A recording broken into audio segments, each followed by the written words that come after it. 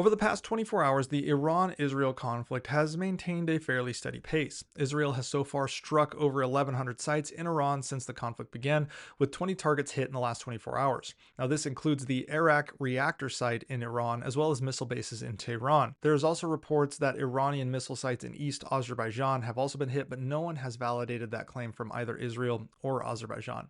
The Israeli military reports that since June 16th, it has destroyed approximately 100 of Iran's 200 ballistic missile launchers and 35 to 45% of its estimated 1,000 missiles.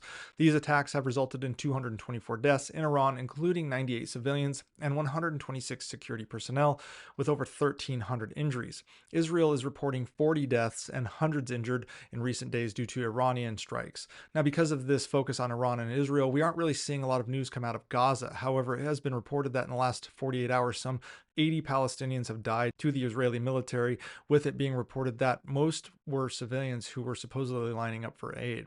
Now, Iran's retaliation, called Operation True Promise 3, has been its most forceful ever despite their diminished capacity. The country is generally launching waves of 20 to 40 ballistic missiles per barrage, with the total number of around 380 launched since June 16th, and they are at targets such as Tel Aviv, Ramat Gan, Jerusalem, and Haifa.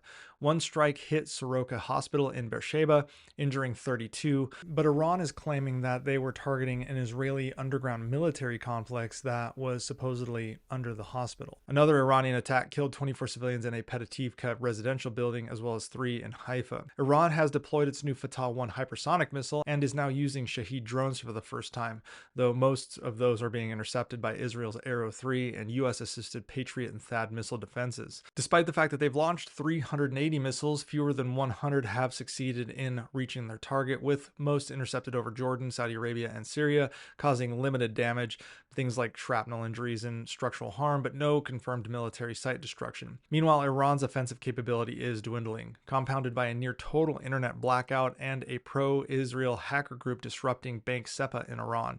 Such actions against civilian networks and finances are part of Israel's attempt to push the Iranian people to overthrow the Ayatollah. Prime Minister Netanyahu has called for the Iranians to rise up against their, quote, brutal dictatorship. However, the problem here is with all regime change efforts, this really goes only one of two ways. The first is it galvanizes the people around the Ayatollah and rallies the Iranian people against Israel. The other way is that regime change does happen, but there's really no clear alternative to take over, and we see chaos. And often leads to the development of massive amounts of terrorist activity. Now, Iran has also threatened escalation against the US if they get involved, specifically focusing on US bases in Iraq and Bahrain. However, they would have to likely use proxies such as Hamas and Hezbollah, and they are severely weakened. Iranian threats to close the Strait of Hormuz also remain unfulfilled as well. Now, the United States has not joined offensively, but maintains 40,000 troops, as well as the USS Nimitz carrier group, some F-16s, F-22s, F-35s, B-2 bombers, as well as logistics support, all on standby, with some assets aiding Israel's defense by intercepting missiles. President Trump has stated he's considering using bunker-busting bombs on sites like Fordo. These are bombs that the United States have, but Israel does not, and they are far more capable for a site like Fordo. Trump did say, quote, "We now have complete and total control of the skies over Iran," and hints at knowing the location of the Ayatollah, but is holding back on killing him, apparently. Now, there continues to be this interesting slip of the tongue coming from multiple people within Trump's inner circle, as well as MAGA folks in Congress.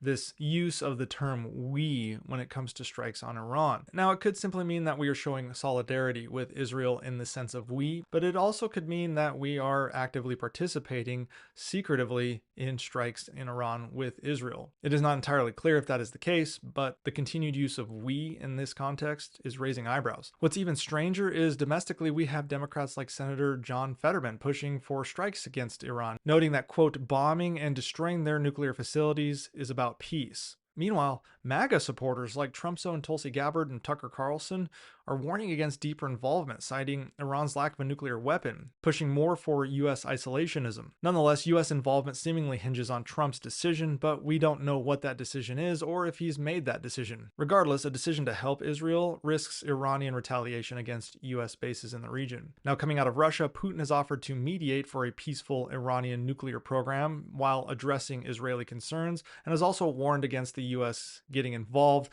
though no firm military support is confirmed despite despite the partnership between Iran and Russia.